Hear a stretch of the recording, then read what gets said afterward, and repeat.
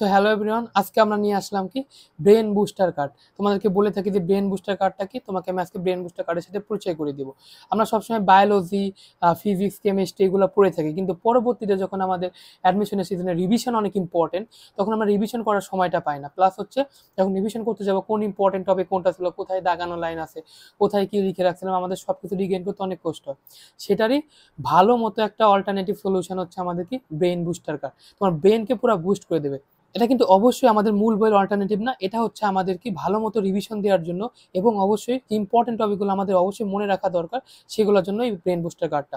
এখানে আমাদের মূল বইয়ের সকল ইম্পর্টেন্ট টপিকগুলো একসাথে দেওয়া আছে। যে লেস ইম্পর্টেন্ট টপিক যেগুলো মনে রাখতে হইতে পারে খুবই লেস ইম্পর্টেন্ট, সেগুলো আমি এখান থেকে এক্সপ্লোর করেছি। বাট যেগুলো মনে রাখা দরকার এবং যেখান থেকে কোয়েশ্চেন আছে, সেগুলো এখানে ইনক্লুড করে দেওয়া হয়েছে। কীভাবে এটা পড়তে হবে তার আগে আমি একটু দেখায় আসি যে কীভাবে আমরা এটা তৈরি করছি। দেখো, এখানে সব মূল ইম্পর্টেন্ট টপিকের হেডলাইন কী কী দরকার বোল্ড করে দেওয়া হয়েছে। দেন হচ্ছে আমাদের সহজে মনে রাখার নেমোনিকগুলা। প্লাস হচ্ছে কি এইখানকার যে লাস্টের দিকে আমি দেখো যে তোমাদের জন্য কি কি টাইপের ম্যাথ আসে এখান থেকে, জাস্ট সেই ম্যাথগুলোর টাইপ এবং কিভাবে করতে হবে, যেগুলো করলে পরে তোমার 100% এখান থেকে কমন হবে। সুন্দর করে আমি ম্যাথের উদাহরণ সহ কিভাবে করতে হবে টেকনিকগুলো বলে দিয়েছি। দেন হচ্ছে কি এটা সব থেকে মূল আকর্ষণ একটা জিনিস, যে আমাদের এই যে রাসায়নিক পরিবর্তন বলো বা যে কোনো চ্যাপ্টার বলো, এই যে বক্স কোয়েশ্চেনগুলো থাকে না বিভিন্ন জায়গায়, এই যে দেখো বক্স কোয়েশ্চেন, হ্যাঁ, এই যে বক্স কোয়েশ্চেনগুলো থাকে, এই বক্স কোয়েশ্চেনগুলো কি আমরা পরীক্ষার সময় রিভিশন দেওয়ার টাইম পাই না, বারবার খুঁজতে হয়। তখন আমরা কি করব, এই কার্ডটা বের করব। কার্ডটা বের করে দেখো তোমাদের জন্য সব বক্স কোয়েশ্চেনগুলো মেডিকেল স্ট্যান্ডার্ড আমি এখানে দিয়ে দিছি। তোমরা যখন মেডিকেল কোয়েশ্চেন অ্যানালাইসিস করবা দেখতে পাবা কি তারা যখন বইয়ের পৃষ্ঠা উল্টাইতে কোয়েশ্চেন করে, ওই পৃষ্ঠার কোনায় কোনায় বক্স কোয়েশ্চেনগুলো এখানে থাকে, তারা এখান থেকে হুবহু বক্স কোয়েশ্চেনগুলো দিয়ে দেয়। সো এই বক্স কোয়েশ্চেনগুলোর ইম্পর্টেন্স অনেক বেশি। এখান থেকে তুমি যদি একসাথে বক্স কোয়েশ্চেনগুলো প্র্যাকটিস করে ফেলতে পারো, তাহলে পরে কি তোমার মোটামুটি এই অধ্যায় থেকে 2-3টা কোয়েশ্চেন তুমি অনুশীলনের যদি করে স্যার প্রশ্ন, এখান থেকে তুমি কমন পেয়ে যাবা, 100% কমন পাবা। এবং এখানকার যে অ্যান্সারগুলো আমি এখানে সুন্দর করে গুছিয়ে দিয়ে দিচ্ছি, এবং তোমাদের প্র্যাকটিস করার জন্য অবশ্যই আমি একটা ওএমআর শিট দিয়ে দিচ্ছি। তো এই ব্রেন বুস্টার কার্ডকে তোমাকে রিভিশনকে একটা নেক্সট লেভেলে নিয়ে যাবে, তোমার মনে রাখার ক্ষমতা বাড়াবে, প্লাস হচ্ছে তোমার সব কিছু একসাথে কম্প্যাক্ট করে দেওয়া আছে। তোমাকে এদিক ওদিক ঘুরে ফিরে বেড়াইতে হবে না, সব কিছু একবারে। তোমার ধরো যে কালকে পেপার ফাইনাল পরীক্ষা, কালকে কেমিস্ট্রি পরীক্ষা, বা তোমার সময় আছে এখন একটু এক্সট্রা সময় পাচ্ছ, আচ্ছা ব্রেন বুস্টার কার্ডটা দেখি কি কি ছিল টপিকগুলো একটু মনে রাখার চেষ্টা করি। এই জিনিসগুলো বারবার দেখবা, যেগুলো তোমার মনে রাখার দরকার এক্স্যাক্টলি ওগুলো মনে রাখতে পারবা। সো এই কার্ডটা কিভাবে তোমাকে হেল্প করবে, আমি একটু ক্লাসটা নিয়ে নিই, দেখো কিভাবে তোমাকে এটা হেল্প করতে পারে। অবশ্যই ক্লাসটা একটু মনোযোগ দিয়ে শেষ পর্যন্ত দেখো, ঠিক আছে? ওকে, লেটস গেট স্টার্টেড। তো গ্রিন কেমিস্ট্রি ক্ষেত্রে আমরা কি কি জানবো, যে গ্রিন কেমিস্ট্রি আর কি কি নাম আছে, টেকসই কেমিস্ট্রি বলা থাকে, বিনাইন কেমিস্ট্রি বলা থাকে। গ্রিন কেমিস্ট্রি মূল তিথি কয়টা? 12টা। এইভাবেই আমাদেরকে পড়তে হবে। কে আবিষ্কার করছে? বিজ্ঞানী পল টি আর্নস্টম ও জন ওয়ার্নার, ঠিক আছে? আচ্ছা, সহায়ক নীতি কয়টা? 3টা। গ্রিন কেমিস্ট্রি প্রক্রিয়ার দ্রাবক রূপে কি কি ব্যবহার করা হয়ে থাকে? অনুদ্বায়ী জৈব দ্রাবক ব্যবহার করা থাকে, অজলীয় আয়নিক দ্রাবক উদ্ভাবন, এবং কি জৈব দ্রাবকবিহীন উৎপাদন পদ্ধতি, সাথে কি পানি ব্যবহার ভিত্তিক পদ্ধতি। এইগুলা থেকে কিন্তু সত্য মিথ্যা, অনুদ্বায়ী জায়গায় উদ্বায়ী দিতে পারে, অজলীয় জায়গায় জলীয় দিতে পারে, এভাবে কোয়েশ্চেন আসতে পারে।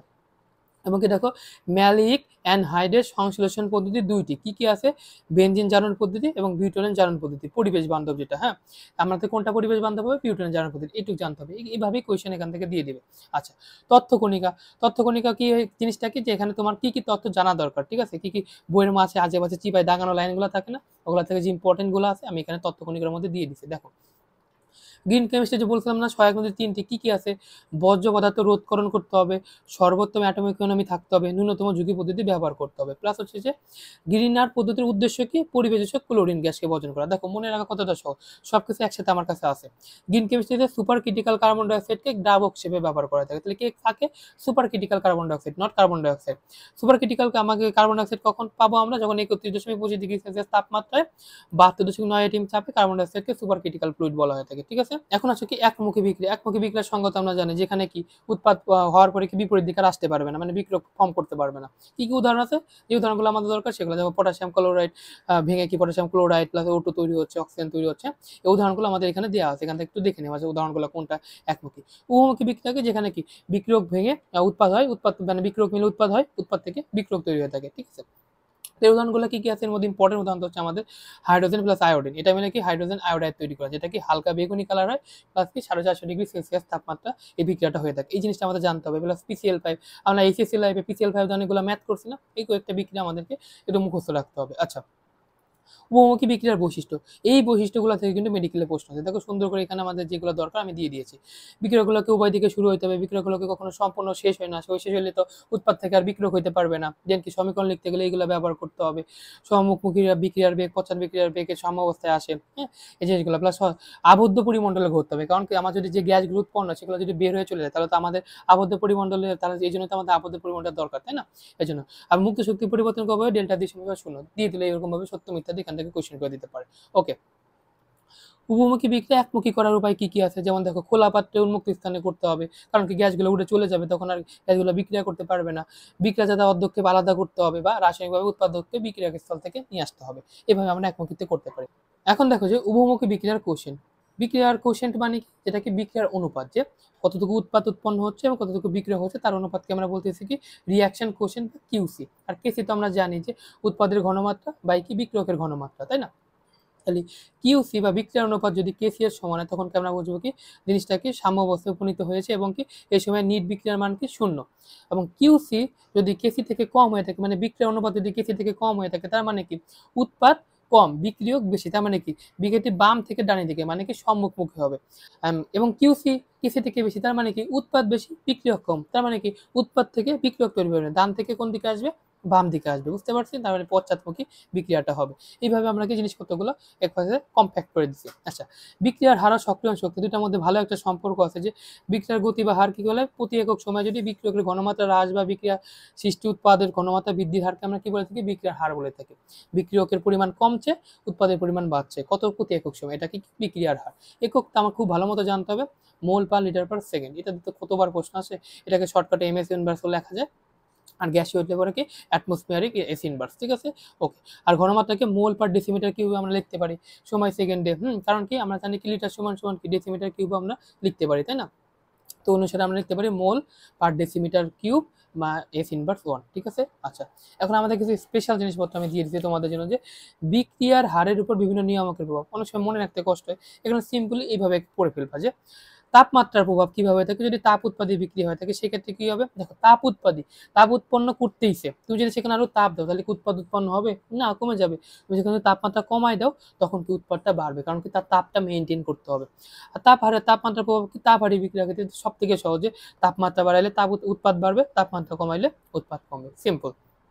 চাপের প্রভাব কি, আমরা কি এটা মেইনলি মূল সংখ্যার উপর নির্ভর করে থাকে, যে বিক্রিয়ার হার বিক্রিয়কের চাপের হ্রাস বৃদ্ধির উপর, যে আমরা দেখতেছি উৎপাদনের মূল সংখ্যা বেশি বিক্রিয়কের কম, তাহলে কি আমরা যদি চাপ বাড়াই তাহলে উৎপাদ থেকে বিক্রিয়ক তৈরি হবে। আর যদি বিক্রিয়কের মূল সংখ্যা বেশি থাকে তাহলে যদি আমরা চাপ বাড়াই তাহলে কি উৎপাদ বেশি তৈরি হবে।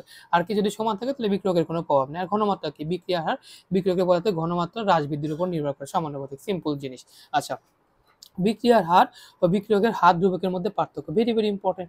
এখানে জাস্ট আমরা দেখবো যে বিক্রিয়ার হারকে প্রতি একক সময়ে থাকে, আর বিক্রিয়কগুলো একক মোলার ঘনমাত্রা, এখানে কি একক মোলার ঘনমাত্রা, এখানে কি একক সময়, এটাই দুটোর মধ্যে পার্থক্য, মোটামুটি বাকি সেম।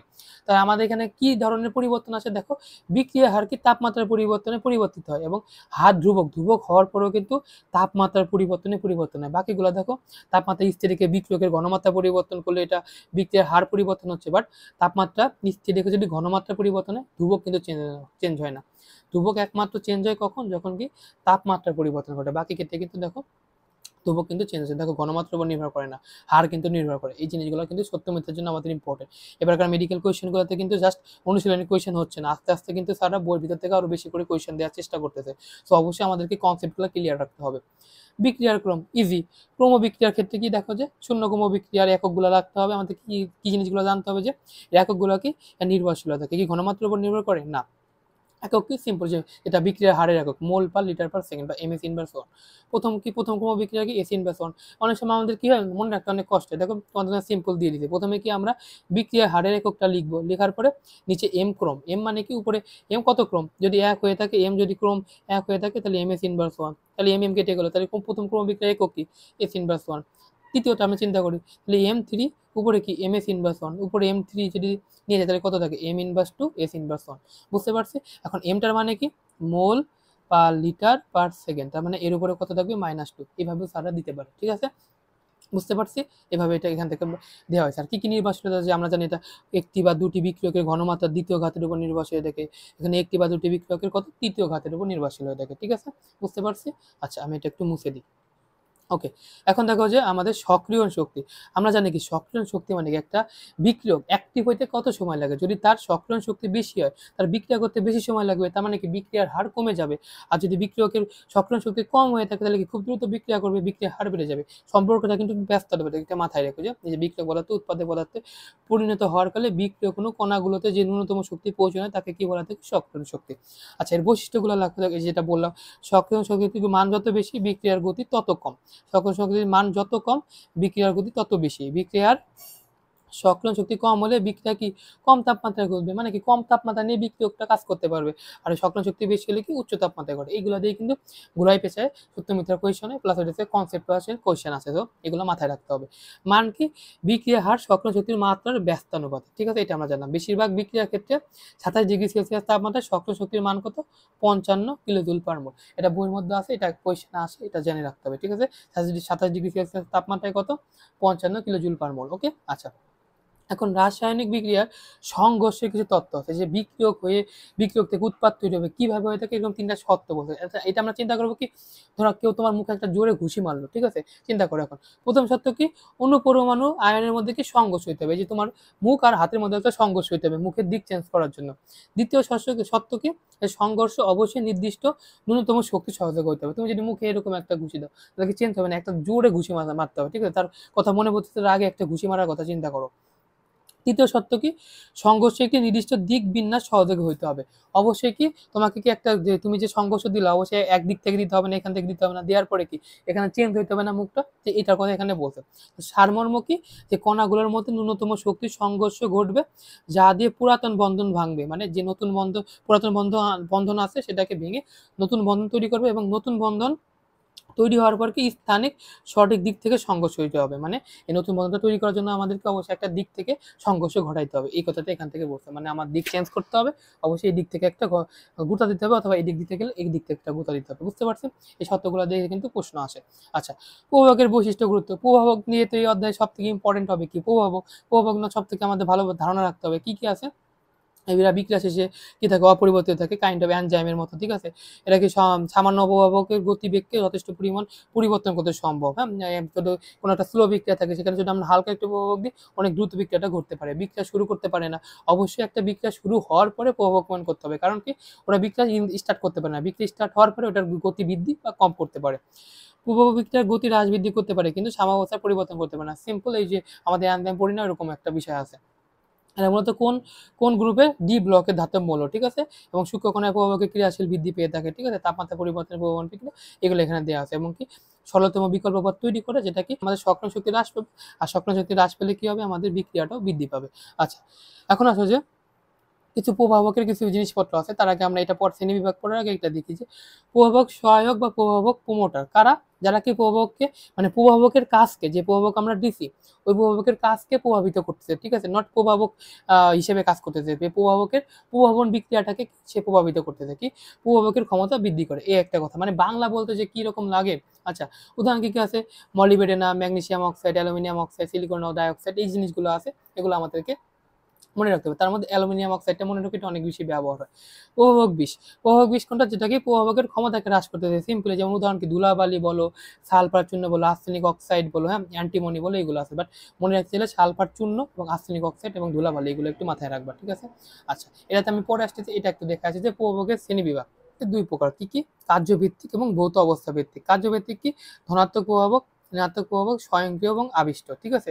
ধনাত্মক করা যারা কি আমাদের বিক্রিয়ার গতিকে বৃদ্ধি করে থাকে, যেমন হচ্ছে ম্যাগনেসিয়াম অক্সাইড, খনিজ অ্যাসিড, এইগুলা। এখানে প্রশ্ন কিভাবে আসে যে পটাশিয়াম ক্লোরাইড থেকে পটাশিয়াম ক্লোরাইড উৎপাদনের সময় আমরা কোন প্রভাবকটা ব্যবহার করবো, অথবা পটাশিয়াম ক্লোরাইডকে বিক্রিয়াটা বৃদ্ধির জন্য, মানে উৎপাদ তৈরি বৃদ্ধির জন্য বা দ্রুত করার জন্য কোন প্রভাবকটা ব্যবহার করবো, এইভাবে প্রশ্ন আসতে পারে। দেখো এই যে জিনিসগুলো এখানে সুন্দর করে দেওয়া ছিল, আমি এখান থেকে সুন্দর করে এখানে উঠাই দিয়েছি, ঠিক আছে, অনেক হাবিজাবি ভাবে একদম ভাবে লেখা থাকে। আচ্ছা, তারপরে কি ঋণাত্মক প্রভাবক কারা, গ্লিসারিন, ইথানল, সালফিউরিক অ্যাসিড, হ্যাঁ, ফসফরিক অ্যাসিড, এই জিনিসগুলো তোমার প্রশ্ন এইভাবে দিতে পারে যে কোনটি ঋণাত্মক প্রভাবক হিসেবে ব্যবহৃত হয়ে থাকে, এইভাবে না দিয়ে এভাবে দিতে পারে যে পানির গতি যদি আমরা কমাইতে চাই, যে পানিকে যে অ্যাকোয়াস থেকে ধরো আমরা গ্যাসীয় করবো, হ্যাঁ, তখন কি বা লিকুইড করবো, বরফ থেকে লিকুইড করবো, তখন কি হবে, আমরা যদি বলে যে পানির বরফ থেকে বা H2O থেকে যদি আমরা লিকুইড করতে চাই, তখন আমাদের কোন প্রভাবকটা ব্যবহার করতে হবে? Phosphoric acid, not sulphuric acid. কোনটা? ফসফরিক অ্যাসিড, ঠিক আছে? বিয়োজনকে দেখো মন্থর করে দিছে। সেইভাবে প্রশ্ন আসতে পারে। স্বয়ংক্রিয় বা অটোপ্রভাবক কি জিনিসগুলো? যে ম্যাঙ্গানিজ আয়ন আছে, অ্যাসিটিক অ্যাসিড আছে, যে এরা কি নিজেরাই প্রভাবক হিসেবে যে বিক্রিয়া উৎপন্ন হয়ে থাকে, প্রভাবক হিসেবে কাজ করে থাকে। এই যে এই জিনিসগুলো আমাদের কাছে, এই যে এই জিনিসগুলো, ঠিক আছে? ওই যে আমরা প্রথমে অক্সালিক অ্যাসিড, পটাশিয়াম পারম্যাঙ্গানেট বিক্রিয়া করে এই জিনিসগুলো তৈরি করে, তো ওইখানে ও নিজেই অটোপ্রভাবক হিসেবে কাজ করে। আবিষ্ট প্রভাবক মানে কি? দেখা যায় যে আমরা বিক্রিয়কের সময় বিভিন্ন বিক্রিয়ক ইউজ করি না, ওই বিক্রিয়কের মধ্যে কেউ গিয়ে দেখে কারোর প্রভাবে আবিষ্ট হয়ে নিজে প্রভাবক হিসেবে কাজ করে। বলে না সঙ্গদোষে লোহা ভাসে, তো সঙ্গদোষের কি লোহা উন্নতি হয়ে গেছে, হ্যাঁ, ও কি প্রভাবক হিসেবে কাজ করতেছে। যেমন আমাদের সোডিয়াম সালফাইড, ঠিক আছে? এই জিনিসটা আমাদের মাথায় রাখতে হবে, ওকে? আচ্ছা, সালফেট না কিন্তু সালফাইড, ওকে? আচ্ছা, ভৌত অবস্থার ভিত্তিতে সমসত্ব প্রভাবক থেকে অসমসত্ব। সমসত্ব মানে কি? যেগুলো আর কি বিক্রিয়কের অবস্থাগুলো সেম হয়, গ্যাসীয় নয়, লিকুইডীয় নয়, সলিড। অসমসত্ব কোনগুলো? যেখানে কেউ গ্যাস আছে বা সলিড আছে বা লিকুইড আছে, একসাথে মিশায় আছে। তো সমসত্ব প্রভাবকের ক্ষেত্রে কি? অন্তর্বর্তী যৌগ গঠন প্রক্রিয়া 2 ধাপে বিক্রিয়া সম্পন্ন করবে এই প্রভাবকগুলো। আর অসমত্ব প্রভাবক কি? অসমসত্ব যে অধিশোষণ প্রক্রিয়ার মাধ্যমে 4 ধাপে বিক্রিয়া। কয় ধাপে? 4 ধাপে। আর সমসত্বের ক্ষেত্রে কয় ধাপে? 2 ধাপে। এই জিনিসগুলো একটু মাথায় রাখো। কোনটা কার মাধ্যমে থেকে? সমসত্ব অন্তর্বর্তী যৌগ গঠন করে থাকে, আর অসমসত্ব প্রভাবক কি? অধিশোষণ প্রক্রিয়া। হ্যাঁ, এই প্রক্রিয়াগুলো আমাদের এখন জানতে হবে না, জাস্ট মাথায় রাখলে পরে আমরা অ্যান্সার করতে পারবো। আচ্ছা, রাসায়নিক সাম্যাবস্থার সত্ত্ব। এই সত্ত্ব থেকে যে কতবার প্রশ্ন আসছে, তো এটা ভেরি ভেরি ইম্পর্টেন্ট। দেখো রেড মার্ক করে দিচ্ছে, এগুলো অবশ্যই পড়তে হবে। সাম্যের স্থায়িত্ব থাকতে হবে, সাথে কি ইংলিশ টার্মগুলো। এখন কিন্তু দেখবা যে মেডিকেলে ইংলিশ টার্ম দিয়ে প্রশ্ন হতেছে, তো অবশ্যই ইংলিশ টার্মগুলো জানতে হবে। স্টেবিলিটি অফ ইকুইলিব্রিয়াম, উভয় দিকে সুগম্যতা, হ্যাঁ, ইজি অ্যাপ্রোচেবিলিটি। আর অসম্পূর্ণতা মানে কি? বিক্রিয়া যদি সম্পূর্ণ হয়ে যায় তাহলে বিক্রিয়া শেষ হয়ে গেল, সাম্যাবস্থায় যা তো আমার প্রয়োজনীয় বললো না। আর প্রভাবকের ভূমিকাহীনতা, প্রভাবক কিন্তু থাকবে না, আমরা বলছি, কিন্তু প্রভাবক কিন্তু আমাদের সাম্যাবস্থা চেঞ্জ করতে পারে না। তো এখানে স্যার কিন্তু ভূমিকা দিয়ে দিতে পারলো, বিক্রিয়ার সম্পূর্ণতা দিয়ে দিতে পারলো। ইংলিশে দিলে কিন্তু অনেক সময় আমরা নাও পারতে পারি, তো ইংলিশ টার্মগুলো আমাদেরকে মনে রাখতে হবে। আচ্ছা, এখন হচ্ছে লাশ হাতেলিয়া নীতি। লাশ হাতেলিয়া নীতি যে কতবার পড়ছে, যে সাম্যাবস্থায় থাকাকালে যদি কোনো নিয়ামককে আমরা চেঞ্জ করি, তো আমাদের যে সাম্যাবস্থার অবস্থান এমনভাবে পরিবর্তিত হবে যে নিয়ামকগুলো পরিবর্তনের ফলাফলকে প্রশমিত করবে, ঠিক আছে? আচ্ছা, কি কি নিয়ামক আছে? তাপমাত্রা, ঘনমাত্রা, চাপ, আরো কিছু নিয়ামক আছে, খুব বিস্তারিত বইতে আমাদের লাগবে না। এখন দেখো শিল্পক্ষেত্রে লাসাদেলিয়া নীতির প্রয়োগ, যেখান থেকে আমাদের কোয়েশন আসে। কিভাবে? প্রশ্ন যে হেবার বস পদ্ধতিতে কোনটি তৈরি করা থাকে? অ্যামোনিয়া তৈরি করা থাকে। যদি এইভাবে না আসতে পারে কি, যে কত তাপমাত্রা হয়ে থাকে, তাপ উৎপাদী বিক্রিয়া, এটা একটা -92.2 কিলোজুল, ঠিক আছে? আচ্ছা, প্রভাবক হিসেবে কি হয়ে থাকে? ফেরামের গুঁড়া ইউজ করা থাকে। প্রভাবক সহায়ক কারা কারা? এই যে এরা মলিবেডিয়াম, ম্যাগনেসিয়াম অক্সাইড। তোমরা মলিবেডিয়ামটা ভালো করে মনে রাখো, অ্যালুমিনিয়াম অক্সাইডটা, ঠিক আছে? এগুলো কিন্তু ইউজ হয়ে থাকে। অত্যানুকূল তাপমাত্রা কত? 400 থেকে 500 ডিগ্রি সেলসিয়াস। এগুলো বিভিন্ন বইতে বিভিন্ন রকম ভাবে আসে, বাট আমরা এটাই মনে রাখি, এটা হাজারি স্যারের বইতে আছে, এটা আমরা পড়ি। অত্যানুকূল চাপ কত হতে পারে? 200 এটিএম বা 200 থেকে 300 এটিএম, এরকম আমরা রেঞ্জে পড়ি। এই শর্ত যদি আমরা প্রয়োগ করি, কবির স্যার বলছেন যে 15 থেকে 25% হতে আমাদের অ্যামোনিয়া উৎপাদন বাড়বে, কিন্তু এই ক্ষেত্রে হাজারি স্যার বলছে যে কত? 35 থেকে 40% অ্যামোনিয়া পাওয়া যায়। দুটো অপশন আশা করি একসাথে থাকবে না, তো একটা যে কোনো একটা দেখলে পরে তোমরা অ্যান্সার করে দিবা, ঠিক আছে? আর এটা জানতে হবে যে বার্কল্যান্ড আইডের পদ্ধতিতে কি উৎপন্ন হয়ে থাকে? নাইট্রিক অ্যাসিড উৎপাদন হয়ে থাকে। এটা আমাদের আর বেশি কিছু লাগবে না, প্রশ্ন আসতে পারে যে বার্কল্যান্ড আইড পদ্ধতিতে কোনটা তৈরি করে থাকে? Sulphuric acid, nitric acid, ammonia, নাকি হতেছে আরো হাবিজাবি? কি হবে? Nitric acid. আচ্ছা, সালফিউরিক অ্যাসিড পদ্ধতি কোন পদ্ধতিতে করা হয় থাকে? স্পর্শ পদ্ধতিতে করা হয় থাকে। বিক্রিয়া আমরা দেখেছি প্রভাবক কি? প্লাটিনাম এবং ভ্যানাডিয়াম পেন্টঅক্সাইড, ঠিক আছে? আর অত্যানুকূল তাপমাত্রা কত? 400 থেকে 500 ডিগ্রি, ইসের মতো অ্যামোনিয়ার মতো। অত্যানুকূল চাপ কত? 1.7 এটিএম বা 172 কিলো প্যাসকেল। হ্যাঁ, এই অবস্থায় কত পার্সেন্ট আমাদের জারিত হবে অক্সিজেন, সালফার ডাইঅক্সাইড? 99.5%। এটা একটু জানতে হবে। প্লাস হচ্ছে কি, সালফিউরিক অ্যাসিড উৎপাদনে দেখো যে 3টি ধাপের প্রতিটি হলো কি তাপ উৎপাদী। সত্য মিথ্যার জন্য আসতে পারে বা নর্মালভাবে কোয়েশ্চেন আসতে পারে। এবং ধূমায়িত সালফিউরিক অ্যাসিডকে কি বলা থাকে? অলিয়াম বলা থাকে। সংকেতটা আমরা জেনে রাখবো, H2SO7, ঠিক আছে? আচ্ছা, এখন আসে সাম্য ধ্রুবক। সাম্য ধ্রুবক কয়টা আছে? আমরা জানি কেপি ও কেসি। এটা যে কত ম্যাথ করছে আমরা এসএসসি লাইফে। দ্রবণের ক্ষেত্রে মোলার সাম্য ধ্রুবক কি? এসি। আর গ্যাসের ক্ষেত্রে কি? পার্শিয়াল প্রেসার দিয়ে আমরা কেপি হিসাব করবো, ঠিক আছে? এই সম্পর্কটা কোনোভাবে ভোলা যাবে না। নিজের সম্পর্ক ভুলে গেলেও আমরা কেপি গ্যাসের সম্পর্ক ভুলবো না। কেপি গ্যাসের সমান সমান কি? RT⁴ delta N. Delta N মানে কি? গ্যাসীয় উৎপাদের মোট মোল সংখ্যা এবং কি গ্যাসীয় বিক্রিয়কের মোট মোল সংখ্যা, ঠিক আছে? বিক্রিয়কের মোট মোল সংখ্যা থেকে, মানে উৎপাদের মোট মোল সংখ্যা থেকে আমরা কি বিক্রিয়কের মোট মোল সংখ্যাকে বিয়োগ করবো। এবং এটা জানতে হবে যে কেপি ও কেসির একক নেই এবং এর মান শূন্য বা অসীম হয় না। এখানে নাটা কেটে গেছে, আমি অ্যাড করে দিব পরবর্তীতে। দেখো এখানে হাজারি স্যার বলছে যে কেপি ও কেসির একক নেই, কিন্তু সঞ্জিত স্যার বা গুহ স্যার বলছে যে আছে। এটা আমরা পরবর্তীতে ঝামেলা আছে একটা, ওখানে আমি দেখাই দিচ্ছি, ওখান থেকে দেখে নিও, আমি দেখাই দেবো। এখানে পানির আয়নিক গুণফল ভেরি ভেরি ইম্পর্টেন্ট। এক্ষেত্রে কি আমরা বলছি 25 ডিগ্রি সেলসিয়াস তাপমাত্রায় বিশুদ্ধ পানির মোলার ঘনমাত্রা প্রায় কত? 55.5 মোল। এই প্রশ্নটা দেখবো অনুশীলনীতেও আছে এবং বইয়ের মধ্যে আছে, তো ভালো করে এটা জিনিস পড়তে হবে। আয়নিক গুণফল আমরা কিভাবে হিসাব করি? KW সমান সমান কি? হাইড্রোনিয়াম আয়ন আর OH মাইনাস কে, তুই যদি ঘনমাত্রা কি 1 × 10⁻⁻7, তো 10⁻⁻7 10⁻⁻7 কত আসে, সরি 1 ইন্টু 10⁻⁻7 কত আসে, 10⁻14, ঠিক আছে। এভাবে এটা হিসাব নিকাশ করা হয়ে থাকে, আরও অনেক আছে, বাট এটারও কিন্তু কোনো একক না। 25°C তাপমাত্রায় পানি আয়নিক গুণফল কত, 1 ইন্টু 10⁻14, এটা কিন্তু পরীক্ষায় আসছে, তো এটা পারতে হবে। এর কোনো একক নাই, যে বলছে পানি একটি অতি দুর্বল তড়িৎবিশ্লেষ্য, এই ইনফরমেশনগুলো আমাকে মাথায় রাখতে হবে। এবং একটা চার্ট আছে, দেখো এই চার্টটা পানি আয়নিক গুণফল বিভিন্ন তাপমাত্রায় পানি আয়নিক গুণফল কত হইতে পারে। তো এই জিনিসগুলো কি অনেকে মুখস্থ করে, বাট আমি বলবো যে 25°C তাপমাত্রায় কত হয়ে থাকে, 100 কত হয়ে থাকে, এটা যদি মনে রাখতে পারো বাকিগুলো না পড়লেও চলে। দেখো 25°তে আমরা পড়ে আসছি 10⁻14, আর এই 100 কত হবে 8.7, ঠিক আছে। এটা একটু মাথায় রাখো, ঠিক আছে। 100 মানে কি, দেখো 10-এর কাছাকাছি না, তো 8.7 এরকম ভাবে মনে রাখতে পারো। আচ্ছা, এখন ওই যে আমাদের অসওয়াল্ডের লঘুকরণ সূত্র কি বলছে, যে নির্দিষ্ট তাপমাত্রায় দুর্বল তড়িৎ বিশ্লেষের বিয়োজন মাত্রা দ্রবণের মোলার ঘনমাত্রার কি বর্গমূলের ব্যস্তানুপাতিক। এই যে বিয়োজন মাত্রা ঘনমাত্রার বর্গমূলের ব্যস্তানুপাতিক, ঠিক আছে। ওই যে কে সমান সমান কি, কে মানে কি অ্যাসিডের বিয়োজন ধ্রুবক ইকুয়াল টু আলফা স্কয়ার, এখান থেকেও প্রমাণ করা যায়, বা আমরা এখান থেকেও করতে পারি। এটা দিয়ে কিন্তু মাঝে মাঝে ম্যাথ আসে, ডেন্টালে আসে, বাট নর্মালি আমাদের মেডিকেলে আসে না, তো এটা নিয়ে সম্পর্কটা একটু জেনে রেখো। এবং মৃদু অম্ল এবং মৃদু ক্ষারক এবং মৃদু তড়িৎ বিশ্লেষণের জন্য কিন্তু এবার এই সূত্রটা প্রযোজ্য। সত্য মিথ্যা ক্ষেত্রে ভেরি ভেরি ইম্পর্টেন্ট, কিন্তু দেখো তীব্র অম্ল বা তীব্র ক্ষারকের বেলায় কিন্তু প্রযোজ্য না। কারণ কি, আমরা জানি যে তীব্র অম্ল বা তীব্র ক্ষারকই সম্পূর্ণরূপে বিয়োজিত হয়ে যাবে, তাহলে কি আমাদের বিয়োজনে কিছু থাকলো, আমি কিছু কিছু মাত্রা পাবো না, সম্পূর্ণটুকু কিন্তু বিয়োজিত হয়ে গেছে, তো কতটুকু লঘু হয়েছে আমরা বের করতেই পারবো না। তো এই জন্য কি তীব্র অম্ল বা তীব্র ক্ষারকের ক্ষেত্রে কিন্তু এটা প্রযোজ্য না। আচ্ছা, এই যে সেই অ্যাসিডের শক্তিমাত্রা নির্ভরশীলতা এবং কি ক্ষারকের শক্তিমাত্রা নির্ভরশীলতা, এগুলা মনেও রাখতে হবে, প্লাস কি কনসেপ্টও জানতে হবে যে আসলে জিনিসগুলা কি।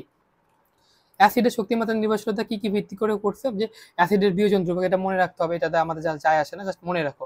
হাইড্রোসিডের কি ঋণাত্মক আয়নের আকার, কেন্দ্রীয় পরমাণুর ধনাত্মক জারণ মান, কেন্দ্রীয় পরমাণুর আকার, হ্যাঁ, দ্রাবকের প্রকৃতি, এই জিনিসগুলো দিয়ে কিন্তু আমাদের জানতে হবে, যে দিয়ে দিল অন্য কিছু দিয়ে দিল, ঠিক আছে, যে কত নির্ভরশীলতা নয়।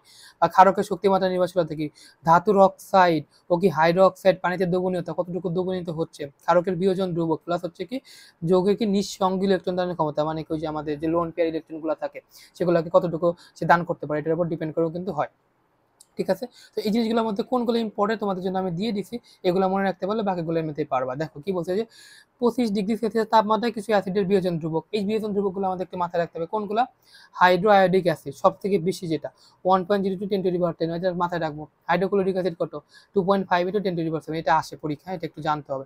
ফর্মিক অ্যাসিড মনে রাখতে পারো সহজ, 1.8 into 10⁻4, অ্যাসিডিক অ্যাসিড কত, 1.8 into 10⁻5, এগুলার পিকে বা পিকে বি লিখছি এখানে, পিকে এ হবে, তো পিকে এ এর ক্ষেত্রে কি আমাদের জানতে হবে কি 3.74, এটা জৈব যৌগ আছে, বিভিন্ন চ্যাপ্টারে লেখা আছে যে ফর্মিক অ্যাসিড এবং অ্যাসিডিক অ্যাসিডের পিকে এর মান কত 4.74, 3.74, ঠিক আছে। সিম্পল না, ইজি না।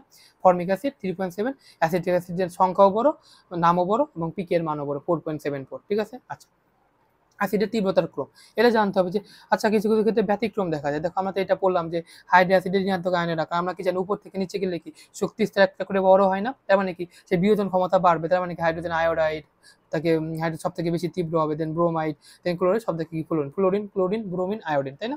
আচ্ছা, পারক্লোরিক অ্যাসিডের ক্ষেত্রে আমরা দেখো যে কি বলছে, যে এখানে দেখো যে এই যে আমাদের যে কেন্দ্রীয় সংখ্যার জারণ মান, যার জারণ মান বেশি সে বেশি তীব্র অ্যাসিড, +7 +6 +5, হ্যাঁ, এইভাবে আমরা হিসাব নিকাশ করে এখানে দেখাই দিচ্ছি। বাট অনেক সময় দেখা যায় যে কি কেন্দ্রীয় পরমাণু জারণ মান দেখো +5, এটারও কি +5, তখন আমরা কিভাবে হিসাব করবো, তখন আমাদের লাগবে যে কেন্দ্রীয় পরমাণুর আকার। দেখো এখানে আমি লিখে দিচ্ছি তোমাদের জন্য, যে কেন্দ্রীয় পরমাণুর ধনাত্মক জারণ সংখ্যার মান সমান হলে যেটির কেন্দ্রীয় পরমাণুর আকার ছোট হবে চার্জ ঘনত্ব বৃদ্ধি পাবে, ফলে কি তড়িৎ ঋণাত্মকতা বৃদ্ধি পাবে, সেই অনুসারে কি অ্যাসিডের তীব্রতা বেশি পাবে। দেখো এর মধ্যে নাইট্রোজেন আর ফসফরাসের মধ্যে উপরে কে আমরা পড়ছি না, যে যেরকম ভাবে মনে রাখবে নলকূপের পানিতে আর্সেনিক সহ বিদ্যমান, পড়ছি না, তাহলে উপরে কে নাইট্রোজেন, নিচে কে ফসফরাস, তার মানে আকার ছোট কার নাইট্রোজেনের, নিচে গেলে তো গ্রুপ ভিত্তিক সম্পর্ক না, তার মানে কি ফসফরাসের আকার বড়, তার মানে তড়িৎ ঋণাত্মকতা একটু কম হবে, আর নাইট্রোজেনের কি একটু বেশি হবে, তার মানে কি তীব্র অ্যাসিড কি নাইট্রোজেন। আবার দেখো যে সালফার, সেলেনিয়াম, ও যে 16 নম্বর গ্রুপে ও এসএসসিতে পড়ে, আমি এইভাবে মনে রাখতাম, তাহলে এসএসসি এই এস উপরে, তারপরে কি সেলেনিয়াম, তার মানে কি বড় কি হবে সালফিউরাস অ্যাসিড, সিলেনিয়াস অ্যাসিড থেকে, এটাকে আমরা দেখলাম একটু সিলেনিয়াম অ্যাসিড নিচে থাকে, এই জন্য তড়িৎনির্বাচকতা কম, ওর বেশি। বুঝতে পারছি? এভাবে কিন্তু ব্যতিক্রম প্রশ্ন আসতে পারে। আচ্ছা, এগুলো আমাদের জানতে হবে। এবং অ্যাসিড যত সবল হবে এর অনুবন্ধী ক্ষারক কি ওই অ্যাসিডের চেয়ে তত দুর্বল হবে, এটা আমাদের সম্পর্কে এটা মাথায় রাখতে হবে। প্লাস হচ্ছে কি কে ইন্টু কে বি, মানে কি অ্যাসিডের বিয়োজন ধ্রুবক এবং ক্ষারকের বিয়োজন ধ্রুবক সমান সমান কি পানির আয়নিক গুণফল, তাহলে এটা কত হবে অ্যান্সার 1:10⁻14। এই সম্পর্কটা একটু মাথায় রাখতে হবে। আচ্ছা, যেটা যে আমরা পড়ি না যে অম্লের ক্ষারকত্ব, ক্ষারকের অম্লত্ব কোনটার কার, অনেকে এখানে হাইড্রোজেন দিয়ে পড়ায় যে হাইড্রোজেন সংখ্যা যত ততগুলা হচ্ছে আমরা হিসাব করে বলে দেবো, বাট সব ক্ষেত্রে এগুলো সমান হয় না। দেখো এই সেলের ক্ষেত্রে আমরা 1 বলতে পারি, এই সেল কার্বন ডাইঅক্সাইডের ক্ষারকত্ব কত 2, কার্বন ডাইঅক্সাইড কিন্তু অ্যাসিডিক। হ্যাঁ, অম্ল কি, তা আমরা চিন্তা করি যে ফসফরাস অ্যাসিড, ফসফরাস অ্যাসিডের ক্ষেত্রে কি H3PO3 হাইড্রোজেন 3টা আছে, বাট ক্ষারকত্ব কত 2, এটা কিন্তু সেভাবে কাজ করলো না। সালফিউরিক অ্যাসিডের ক্ষেত্রে কি 2 কাজ করছে, বাট এই জন্য আমাদেরকে মনে রাখতে হবে বিশেষ করে এই আমাদের যে ফসফরিক অ্যাসিড, ফসফরাস অ্যাসিড, এই জিনিসগুলো আছে এগুলো মাথায় রাখতে হবে। দেখো ফসফরিক অ্যাসিডের কত 3, তাহলে H3PO3 কত হবে 2 এবং H3PO2 কত হবে 1, 3 2 1 মাথায় রাখতে হবে। আচ্ছা, আর P2O5 আমরা কি বলবো, এটাকে আমরা বলবো 6। ঠিক আছে, এটা একটু মাথায় রাখতে হবে। ক্ষারকের ক্ষেত্রে আমরা দেখি যে সোডিয়াম হাইড্রোক্সাইড, ক্যালসিয়াম অক্সাইড, এক্ষেত্রে কি সোডিয়ামের ক্ষেত্রে কি 1 আর ক্যালসিয়ামের জানার সংখ্যা কত 2, 2 দিয়ে মাথায় রাখবো। জিঙ্ক অক্সাইড, অ্যালুমিনিয়াম হাইড্রোক্সাইড, এটা বেশি আছে, এটা একটু পড়বো। আর অ্যালুমিনিয়াম এটা এটা অ্যালুমিনিয়াম অক্সাইড যেটা আমাদের লাগবে কত 6, হ্যাঁ 3 দুগুণী 6, এইভাবে মনে রাখতে পারো। আচ্ছা, এগুলোর ব্যাখ্যা আছে, বাট আমাদের ব্যাখ্যা আপাতত লাগবে না, আমরা আপাতত এভাবে মনে রাখি। হ্যাঁ, বাফার দ্রবণ, বাফার দ্রবণ একটা খুব ইম্পর্টেন্ট টপিক আমাদের জন্য।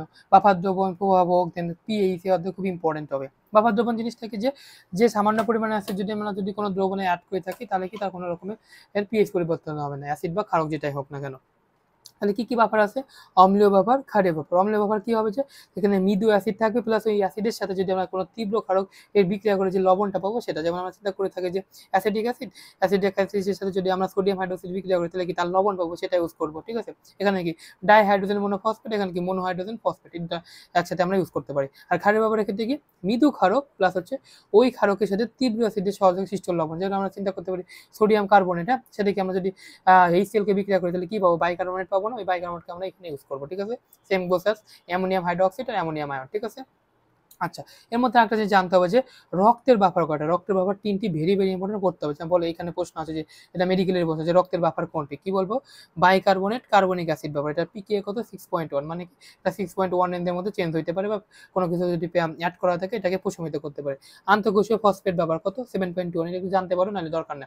খেয়াল করো আন্তঃকোষীয়, এই জন্য কিন্তু বোল্ড করে দিতে অনেকে অন্তঃকোষীয় বলে, অন্ত মানে কোষের ভিতরে, আন্ত মানে কি দুইটা কোষের মাঝখানে। ঠিক আছে, আচ্ছা, আর কি বাফার আছে, প্রোটিন বাফার আছে, রক্তের বাইকার্বনেট, আন্তঃকোষীয় বাফার এবং কি আমাদের কি প্রোটিন বাফার। ঠিক আছে, পারা যাবে না, পাওয়া যাবে। হ্যান্ডারসন হ্যাসেলবার্গ সমীকরণ, এটাকে তো হ্যান্ডারসন হ্যাসেলবার্গ সমীকরণ দিতে আমাদের এখানে বড় ম্যাথ আসবে না, জাস্ট আমাদের সমীকরণটা মাথায় রাখতে হবে। উপরে কেন জানি লবণ থাকবে আর নিচে থাকবে অ্যাসিড। ঠিক আছে, তো এটা কিসের ক্ষেত্রে আমরা ইউজ করবো, অম্লীয় দ্রবণের পিএইচ গণনা ক্ষেত্রে।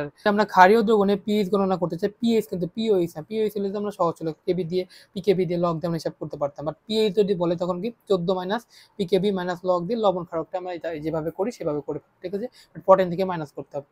আর বাফার দ্রবণে অম্লটির পিকি এর মান বাফারের ঈপ্সিত পিএইচ মান থেকে +-1 পিএইচ ব্যবধানের মধ্যে রাখা হয়ে থাকে। ধরো আমরা একটা 7 পিএইচ এর বাফার দ্রবণ তৈরি করতে চাচ্ছি। ঠিক আছে, তাহলে আমাদেরকে আমরা যে বাফার স্পিডের জন্য আমরা যে দ্রবণটা নিব বা যে অম্লটা নেব সেক্ষেত্রে কি তার পিএইচ মান কি হয় 6 হয় 8, এই রেঞ্জের মধ্যে থাকতে হবে। যেমন চিন্তা করতে পারি ডাইহাইড্রোজেন ফসফেট। ঠিক আছে, এটা কারণ এর পিকে মান কত থেকে 7.21। ঠিক আছে, বুঝতে পারছি। আমরা তো সেখানে সালফিউরিক অ্যাসিড 2-1 পিএইচ এর অ্যাসিডগুলো ইউজ করতে পারবো না, তাই না? এটাই বলছি এখানে, এটা মনে রাখ। এখন আমরা একটু পিএইচ নিয়ে পড়ালেখা করি। পিএইচ মানে কি, যে পিএইচ এর সম্পর্ক কি, পুইজেন্স অফ হাইড্রোজেন। এটাকে কে প্রথম ব্যবহার করছে, সোরেনসন এটা ব্যবহার করছেন। কোনো জলীয় দ্রবণের পিএইচ সাধারণত 0 থেকে 14 এর মধ্যে হয়ে থাকে, কিন্তু আমরা দেখবো যে 14 এর বেশিও হইতে পারে, বাট আমরা এটা সাধারণত এটাই পড়ি 0 থেকে 14 এর মধ্যে হয়ে থাকে। এবং পিএইচ সমান কি আমরা জানি logarithm, negative logarithm hydrogen ion concentration. আর পিওএইচ এর ক্ষেত্রে কি নেগেটিভ লগারিদম অফ কি হাইড্রোজেন অক্সিল আয়নের কনসেন্ট্রেশন। আচ্ছা, 25 ডিগ্রি সেলসিয়াস তাপমাত্রায় কি বিশুদ্ধ পানিতে যে কোনো জলীয় দ্রবণে পিএইচ কি প্লাস পিওএইচ সমান কি 14। ঠিক আছে, এটা আমাদের একটু জানে রাখতে হবে, কারণ এই সম্পর্ক থেকে আমরা পিএইচ ও পিওএইচ বের করে থাকি। আচ্ছা, দেখো আমি তোমাদের জন্য পিএইচ এ অনেক জিনিসপত্র বইয়ের মধ্যে ছড়ানো ছিটানো আছে। তো ওটা না পড়ে আমরা এটা জাস্ট করবো, এবং যে বোল্ড অক্ষরগুলো দেওয়া আছে এগুলো পরে তোমার পিএইচ থেকে একটা কোয়েশ্চেন আটকাবে না, সিম্পলি জাস্ট এই পেজটা রিভিশন দিয়ে যাবা। দেখো কি কি বলছে যে মানুষের রক্তের পিএইচ এর কি, স্বাভাবিক রক্তের পিএইচ 7.4, আমরা কি বলবো যে রেঞ্জে পড়বো 7.35 থেকে 4.5। রক্তের ক্ষারীয় প্রকৃতির বা দ্রবণ বোঝা যাচ্ছে। রক্তের স্বাভাবিক পিএইচ কত 0.1 ইউনিট, পরিবর্তন হলেও কি রক্ত দ্বারা অক্সিজেন পরিবহন সুষ্ঠুভাবে ঘটে, মানে 0.1 রেঞ্জের মধ্যে যদি কম বেশি হয় কোনো সমস্যা হয় না। কিন্তু যেটা যদি 0.5 হয়ে যায় তখন কিন্তু আমাদের সমস্যাগুলো শুরু হয়ে যায়। আর বায়োলজিক্যাল পিএইচ, এই প্রশ্নটা মেডিকেলের প্রশ্ন, ভেরি ভেরি ইম্পর্টেন্ট। মানে কি এই বায়োলজিক্যাল পিএইচ মানে 7 থেকে 7.8 মধ্যে যদি থাকে তাহলে কিন্তু আমাদের রক্ত সেটাকে প্রশমিত করতে পারে, সেটাকে যে কোনো অ্যাসিড বা ক্ষারকীয় যে প্রভাবগুলো আছে সেগুলোকে নালিফাই করতে পারে। বাট যদি এটা যদি 7-এর নিচে চলে যায় তখন সেটাকে বলা হয় অ্যাসিডোসিস, এবং অ্যাসিডোসিস চলে পরে দেখো যে স্নায়ুতন্তুগুলো ক্রমশ দুর্বল হয়ে যায় এবং মানুষ কি কোমায় চলে যায়। প্রশ্ন আসতে পারে যে কোন অবস্থায় মানুষ কোমায় চলে যেতে পারে, অ্যাসিডোসিস, অ্যালকালোসিস, এই ক্ষেত্রে তাহলে কোনটা হবে অ্যাসিডোসিস। আর যদি কোনো কারণে পিএইচ এর পরিমাণ যদি 7.45 এর বেশি হয়ে যায় তখন সেটাকে আমরা কি বলবো, অ্যালকালোসিস। ঠিক আছে, অ্যালকালোসিস। আচ্ছা, এখন আসো যে বিভিন্ন রসের পিএইচ কি, চোখের পানির পিএইচ কি 6.6 থেকে 7.6, মানে আমাদের চোখের কান্না, এটা আমাদের আবার জানতে হবে না, বাট মেইনলি জানতে হবে যে মাতৃদুগ্ধ কত, দেখো 6.6 থেকে 6.9, ইজি মনে রাখা। প্রস্রাবের পিএইচটা পড়তে পড়তে একেবারে সবই যে ভাসিয়ে গেছে, তাহলে কত হবে 4.5 থেকে 8.0, 4 8। ঠিক আছে। আচ্ছা, আর মুখে লালার পেস্ট আমরা এসে পড়ছি পরিপাকের 6.2 থেকে 7.4। পাকস্থলীর পেস্ট আমরা মনে রাখতে হবে, কারণ অনেক সময় কি বলে, এবারই ম্যাথে একটা আসছে যে পাকস্থলীর পিএইচ দেয়া রয়েছে, বলেছে যে পাকস্থলীর রক্তে, পাকস্থলীর রসে, সরি রক্ত না, পাকস্থলীর রসের পিএইচ কত, তো এইভাবে দিয়ে দিতে পারে। তোমাকে তাহলে মুখস্থ রাখতে হবে এটা 1.5 থেকে 3.5 মধ্যে থাকে। ঠিক আছে, এটা দিয়ে পিএইচ এর ম্যাথ আসে। আর ক্ষুদ্রান্তের পিএইচ কত 7.5 থেকে 8.0, এটা পড়লে পারো নাহলে নাই। ত্বকের পিএইচ এর ক্ষেত্রে আমাদের জানতে হবে কি মুখমণ্ডল এবং দেহত্বকের পিএইচ এর পরিসর কত হয়ে থাকে 4.7 থেকে 5.75 এর মধ্যে। ঠিক আছে। আর ত্বকের ব্যাকটেরিয়ার প্রকোপ থেকে কত পিএইচ রক্ষা করে 4.0, 5.5 থেকে বা 4.0 থেকে 6.0, যে কোনো একটা মাথায় রাখতে পারো। মেয়েরা এটা ভালো করবা, ওরা যে কি যেন ক্রিম টিম লাগায়, সানস্ক্রিন ওইগুলো। আচ্ছা, বিভিন্ন সামগ্রীর পিএইচ দেখো, এটা অনেক সময় অনেকে মুখস্থ করতে কষ্ট, এটা মনে রাখতে হবে যে তুমি ধরো বাথরুমে গেছো, প্রথমে কি করবা, চুলে শ্যাম্পু লাগাবা, চুলে শ্যাম্পুর পিসটা মনে রাখি 5 থেকে 7। তারপরে কি করবা, ফেস ওয়াশ করবা না, ফেস ওয়াশ করলে কত 5 থেকে 7, নিচে কি 6 থেকে 8। ঠিক আছে। এদের কি করবা, গায়ে সাবান টাবান লাগাবা না, ফেস ওয়াশ করলে এগুলো সাবান টাবান লাগায় গোসল করার সাবানে কত 6 থেকে 8, তার মানে কি 7 থেকে 8।